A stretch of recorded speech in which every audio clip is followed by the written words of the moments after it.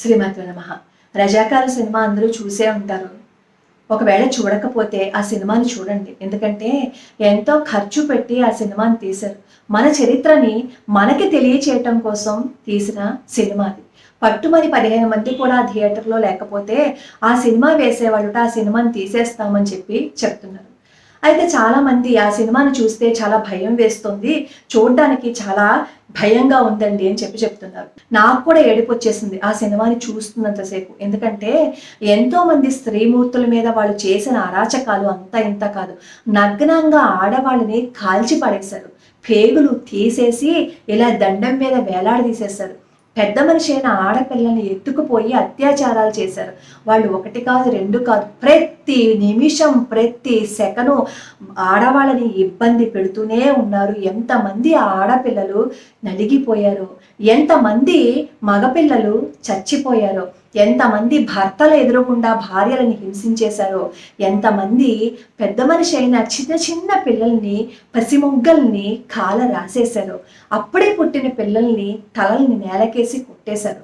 అకృత్యాలు ఎన్ని కావు. ఆ సినిమా చూసిన తర్వాత నాకు ఏమనిపించింది అంటే, ఇప్పుడు భగవంతుడు చాలా మంచి పని చేశాడు, గాంధీ మహాత్ముడిని ప్రాణాలతో ఉండనివ్వకుండా అని అనిపించింది. ఈ మాట మీ అందరికీ కోపం తెప్పించవచ్చు. నేను కారణం లేకుండా ఈ మాట అనలేదు. ఈరోజు శివాజీ మహారాజ్ పుట్టినరోజు. ఆయన్ని తలుచుకుంటూ అలాంటి మహానుభావుని దారి తప్పిన దేశభక్తుడు అని అన్నారు అంటే ఆ మాట విన్నప్పుడు మనకెంత బాధ కలుగుతుంది చెప్పండి. రాణా ప్రతాప్ సింహు, గురు గోవిందుడు, ఈ శివాజీ మహారాజు వీళ్ళందరూ మిస్గైడెడ్ పేట్రియాట్స్. ఎందుకు మిస్గైడెడ్ పేట్రియాట్స్ అంటే, ఈ గాంధీ గారు ఆయన ఏమనేవారు, అహింస అహింస అనేవారు కదా. మరి వీళ్ళు ముగ్గురు ఎవరిని హింసించారు? మొఘలాయిల్ని హింసించారు, ఇస్లాం వాళ్ళని హింసించారు. ఈ గురు గోవింద్ సింగ్ ఏమో ఔరంగజేబు వీళ్ళని బాధ పెట్టారు కదా. వీళ్ళ ముగ్గురు వాళ్ళకి ఇష్టమైన ముస్లిమ్స్ని బాధ పెట్టారు కాబట్టి వీళ్ళు ముగ్గురు మిస్గైడెడ్ పేట్రియాట్స్ అన్నమాట. ఎందుకంటే ఈ గాంధీ గారి చిన్నప్పుడు ఏమైంది, ఈయనకి సహాయం చేసిన వాళ్ళు 2 ముస్లిం సోదరులు. ఆ ముస్లిం సోదరులు ఈయనకి సహాయం చేశారు కాబట్టి జన్మలో ఈ ముస్లిం సోదరులను ఏమీ అనకూడదని అప్పుడే తీర్మానం చేసుకున్నారు. అందుకే వాళ్ళు ఎన్ని అరాచకాలు చేసినా, ఎంత ద్రోహం చేసినా వాళ్ళని ఒక్క మాట కూడా ఈ గాంధీ గారు అనలేదు. చిన్న ఎగ్జాంపుల్ చెప్తాను చూడండి. శ్రద్ధానంద ఉన్నారు కదా, స్వామి శ్రద్ధానంద, ఆయన్ని ఢిల్లీ వీధుల్లో నడి రోడ్డు మీద కాల్చేస్తే రషీద్ని కనీసం ఒక్క మాట కూడా ఈ గాంధీ గారు అనలేదు. అలాగే భగత్ సింగ్ ని ఉరి తీసేసేటప్పుడు ఒక్క మాట చెప్పండి మహాత్మా, మీరు చెప్తే కనీసం వాళ్ళు ఉరి తీయకుండా ఉంటారు, మీరు చెప్పండి అంటే అప్పుడు కూడా ఈయన మాట మాట్లాడలేదు. ఇలా ఎన్నో ఉదాహరణలు చెప్పుకుంటూ వెళ్ళిపోతే పుస్తకాలు సరిపోవన్నమాట ఆయన చూపించిన ముస్లిం ప్రేమకి. ముస్లింల మీద ప్రేమ చూపించద్దని ఎవరంటారండి? ఎవ్వరూ అనరు. కానీ మరి ఇటువైపు హిందువులు ఏమైపోవాలి? వీళ్ళకి అన్యాయం జరిగినా సరే తలదించుకుని వాళ్ళ ప్రాణాలు పోతున్నా సరే అలా చచ్చిపోవాలి తప్ప ఎదురు తిరిగి మాట్లాడకూడదు. ఎందుకంటే మన దగ్గరికి వచ్చేసరికి అహింస, అటువైపు వాళ్ళు హింస చేసినా కూడా మనం భరించాలి. హిందువులు హింసింపబడడానికి మాత్రమే పుట్టారు, మిగతా వాళ్ళందరూ హిందువులని హింసించటానికి పుట్టారు అనేది ఆయన భావన కాబోలు. అందుకే పాపం ఆయన అలా ప్రవర్తించారు. మనకి స్వాతంత్రం వచ్చేసిన తర్వాత కూడా పాకిస్తాన్ వాళ్ళకి 50 కోట్ల రూపాయలు భారతీయులు అప్పు ఉన్నారని చెప్పి ఆమరణ నిరాహార దీక్ష చేసి వాళ్ళ కోసం ఈయన పరితపించిపోయారనమాట. ఆ సమయంలో భారతీయులకి ముస్లింలకి ఇబ్బంది వస్తే అప్పుడు హిందువుల సంగతి నాకు తెలియదు పక్కన పెట్టేయండి, ఈ పాకిస్తాన్ వాళ్ళకు మాత్రం ఎటువంటి ఇబ్బంది కూడా కలగకూడదు అని చెప్పి ఎన్నోసార్లు ఆయన ఉటంకించారనమాట. అంతెందుకు, ఉస్మానియా యూనివర్సిటీలో పాపం చదువుకుంటున్న పిల్లలు వందే మాత్రం అని వాళ్ళు పాడుకుంటూ ఉంటే ఆ వందే మాత్రం పాటలు పాడుకుంటున్నందుకు అక్కడ ఉస్మానియా యూనివర్సిటీలో వాళ్ళు ఈ పిల్లల్ని బయటికి పంపించేసినప్పుడు వాళ్ళు వచ్చి మహాత్మా గాంధీతో మొరపెట్టుకుంటారనమాట. మా జీవితం నాశనం అయిపోతుంది, మమ్మల్ని కాలేజీ నుంచి బయటికి పంపించేస్తున్నారు, మీరు చూడండి అయ్యా అంటే ఇది రాసిన ఉత్తరం ఏంటో తెలుసా పై వాళ్ళకి, ఈ విషయాలన్నీ నాకు తెలియవు, మీరు ఏ నిర్ణయం తీసుకుంటారో ఆ నిర్ణయం తీసుకోండి అని చెప్పి డబుల్గా మాట్లాడిన మహాత్ముడు ఈయన. ఈయన్ని ఇప్పుడు ఇలాంటి మాటలంటే మీకు కోపం రావచ్చు. ఇప్పుడు రజాకార్లు ఉన్నారా, జరిగిపోయిన చరిత్ర అంతటినీ మళ్ళీ మీరు ఎందుకు వెనక్కి తీసుకొస్తున్నారు అని. నిజంగా ఇప్పటికీ రజాకార్లు లేరంటారా? మొన్న 2020లో షహీన్ బాగ్ లో ఉదంతం జరిగింది కదా, అది ఎందుకు జరిగింది చెప్పండి? ఒక పోలీస్ ఆఫీసర్ని నడి రోడ్డు మీద పొడిచేశారే, 491 కత్తిపోట్లు ఆయన శరీరం మీద పడ్డాయి అంటే ఇప్పటికీ ఆ వ్యవస్థ లేదు అంటారా? మొన్నటికి మొన్న చాడా శాస్త్రి గారు ఒక పోస్ట్ పెట్టారు. సంవత్సరం క్రితం ఒక ఇన్సిడెంట్ జరిగిందంట. ఒక అమ్మాయిని రేప్ చేసేస్తారనమాట. రేప్ చేసేస్తే వాళ్ళు పోలీస్ కేసు పెడతారు కదా, అలాగే కోర్టులో కేసు వేశారు. కోర్టులో కేసు వేస్తే ఈ బాధితురాలు ఎవరైతే ఉన్నారో ఆ అమ్మాయికి భరణం ఇచ్చినట్లుగా వాళ్ళు చెబితే అక్కడ రేపిస్ట్కి కూడా భరణం ఇవ్వాలి అని చెప్పి అన్నారట. ఎందుకు రేపిస్ట్కి భరణం ఇవ్వాలి అని అన్నారు అంటే, పాపం ఈ అత్యాచారం చేసేటప్పుడు ఆ ఆడపిల్ల బాధతో వాడిని రక్కిందని, అతనికి గాయమైంది కాబట్టి అతనికి భరణం ఇవ్వాలి. అప్పుడు అత్యాచారం చేయబడ్డ పిల్ల తల్లి ఎంత అలా ఏడ్చిందో తెలుసా? కళ్ళ నీళ్లు పెట్టుకుని ఏడ్చింది. మరి ఆడపిల్లలకి ఎక్కడ న్యాయం జరుగుతుంది చెప్పండి? ఆడపిల్లలు ఎక్కడ సుఖంగా ఉన్నారు చెప్పండి? ఎక్కడ చూసినా ఆడపిల్లల మీద మానభంగాలే, ఎక్కడ చూసినా ఆడపిల్లల మీద దాడులు జరుగుతూనే ఉన్నాయి కదా. మరి దీన్ని ఏమంటారు చెప్పండి? మరి అప్పటి వ్యవస్థ ఇంకా కొనసాగుతూనే ఉంది కదా. అంటే రేప్ చేసిన వాడికి భరణం ఇవ్వాలి అన్నారు అంటే ఎవరి వారసత్వం ఇంకా కంటిన్యూ అవుతుందో ఒక్కసారి ఆలోచన చేసి చూడండి. ఆఖరికి కృష్ణ పరమాత్మ యుద్ధం చేయమన్నాడు అని కృష్ణ పరమాత్మ కూడా ఈ గాంధీ గారికి నచ్చల. అనుక్షణం ఆయన చేతిలో భగవద్గీత ఉంటుంది కానీ ఆ భగవద్గీతను చెప్పిన కృష్ణ పరమాత్మ అంటే ఆయనకి నచ్చలేదు. ఎందుకంటే యుద్ధం చేయమన్నాడు కాబట్టి, యుద్ధం చేస్తే అహింస జరుగుతుంది కాబట్టి, అహింస అనేది ఈ గాంధీ గారికి నచ్చదు కాబట్టి కృష్ణ పరమాత్మ చేసింది ఈయనకి నచ్చరా. ఈ అహింస మార్గంలో అమాయకులైన వాళ్ళు ఎంతమంది ప్రాణాలు పోయినా పర్వాలేదు, ఎంతమంది వాళ్ళకి జీవితాలు కోల్పోయినా పర్వాలేదు, అహింస మాత్రం జరగకూడదు.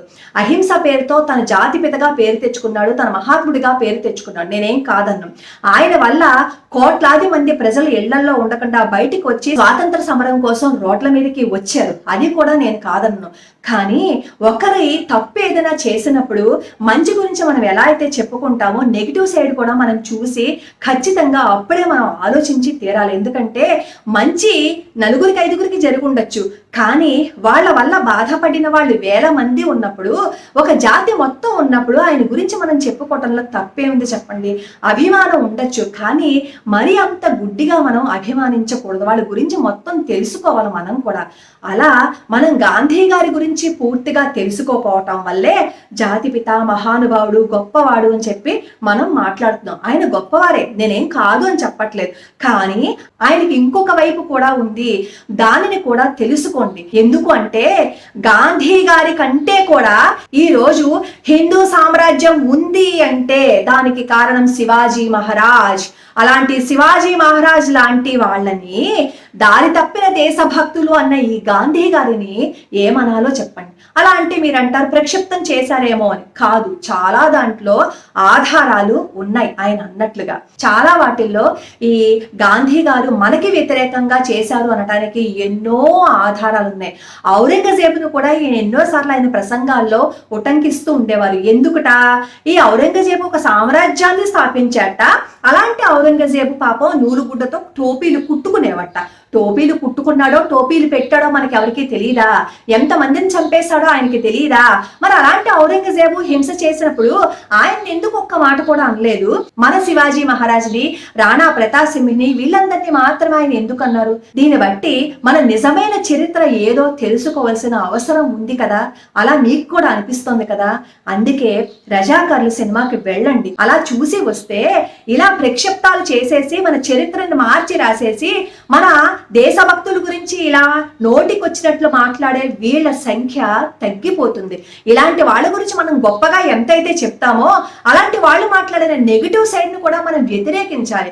అలాంటప్పుడు మాత్రం మనం వ్యతిరేకించాం. ఎందుకంటే ఒక వ్యక్తి ఎప్పుడైనా సరే లైమ్ లైట్ లోకి వచ్చినప్పుడు అతను ఏ మంచి చేశాడో, ఏం పోయింది, ఈ పని ఒక్కటి మంచి చేశాడు కదా అని మాత్రమే మాట్లాడతాం. కానీ అతని వెనుకున్న నెగిటివ్ సైడ్ ని మనం ఎప్పుడైతే మాట్లాడతామో, అతని వెనుకున్న మంచి చెడులను కూడా మనం ఎప్పుడైతే బయటికి తీసుకొస్తామో అప్పుడే ఆ వ్యక్తి గురించి మనకి పూర్తిగా తెలుస్తుంది.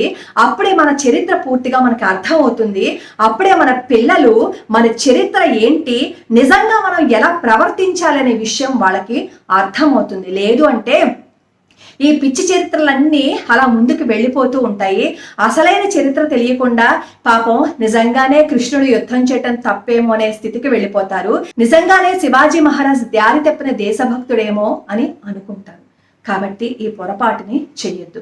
అలాగే పిల్లలకి ఏ శ్లోకాలు స్తోత్రాలు అవి నేర్పించాలని చెప్పి చాలా మంది అడుగుతున్నారు. పిల్లలకి ధర్మము అనే స్తోత్రం నేర్పించండి, ధైర్యము అనే శ్లోకం నేర్పించండి, ఆత్మవిశ్వాసము అనే పాఠాన్ని నేర్పించండి. ఈ 3 నేర్పిస్తే భగవంతుడి అనుగ్రహం ఖచ్చితంగా మన పిల్లల మీద ఉంటుంది.